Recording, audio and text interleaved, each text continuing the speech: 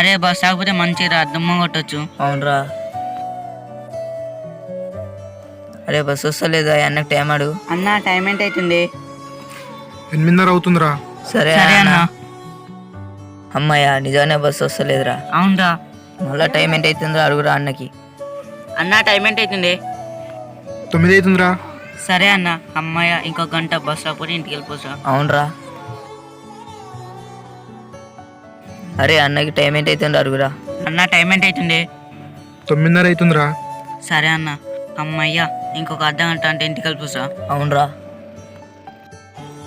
అరే మళ్ళా అన్నకు టైం అడుగురా. అన్న టైం ఎంత అవుతుంది? 9:50 అవుతుందిరా. సరే సరే అన్న. అన్న. అరే ఇప్పుడు బస్సు రాత్రా ఇంటికి వెళ్ళిపోదాం. సరేరా. అరే బస్ వచ్చిందిరా.